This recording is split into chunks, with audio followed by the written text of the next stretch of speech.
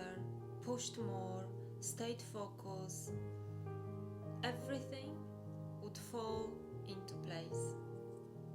But instead, I ended up completely and utterly disconnected from my creativity and my creative self.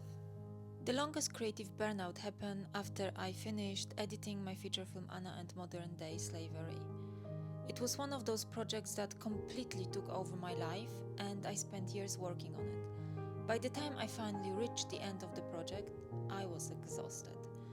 Finishing should have felt like a celebration, but instead it felt strangely empty. I had spent so many years moving towards that goal that when it was finished, there was suddenly all this time I didn't know what to do with it. Looking back, I don't think the burnout started when the editing of the film ended. I think I had been working through the burnout for years without realizing that. I thought I was committed, dedicated, and hardworking. But the constant doing left me with no space to think, reflect, ask questions.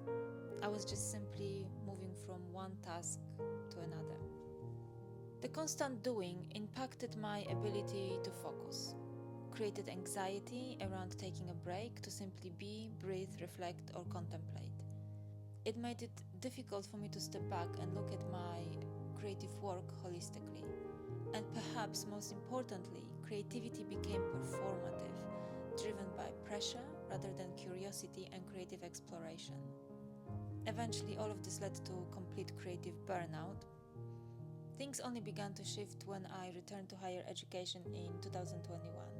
The biggest challenge for me was having the space to think, to breathe, to observe. Instead of always rushing towards the next project, I began paying attention to the creative process itself. I became better at stepping away from projects and seeing them more clearly. Reflective and contemplative practices became part of my creative art practice. When something wasn't working, I could course correct much easier. I became more willing to experiment and allow my curiosity lead the way.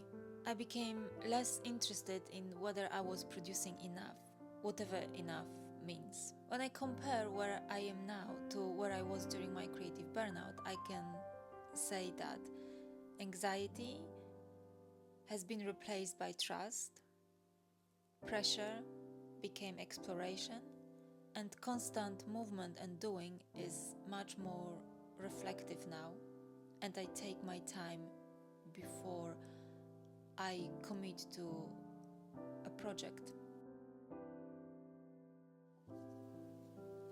I should probably say that I haven't mastered slowing down completely. I still have to consciously practice slowing down.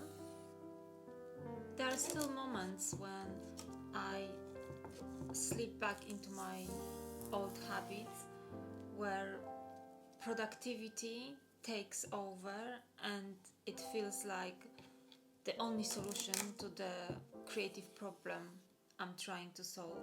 In that moment, productivity starts to feel more important than creativity, and this is the time I know that I have to stop and step away. But I've learned that slowing down is not a destination. It is a process, a practice, and something I return to. And oddly enough, slowing down has made me much more open to experimenting in my creative art practice. There are creative practices and creative mediums that some time ago I would have dismissed as unproductive or too tedious or taking up too much time or energy.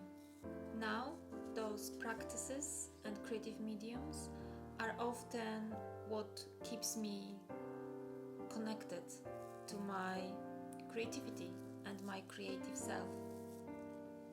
Slowing down didn't make me less creative. It actually helped me return to creativity and my creative self. For a long time, I believed that creativity needed constant effort and constant production to be alive. Now, I think it needs space to grow and guide me where it wants me to go. But without the time to pause, to reflect, I don't think it's possible for me to follow my creativity the way I want to follow her. I would love to hear about your experience. How has your creative practice changed when you decided to slow down? Or is it something that you still struggle with? Let me know in the comments below, and thank you so much for spending these few minutes with me. Stay kind, stay safe, and connected to what matters to you the most. See you soon.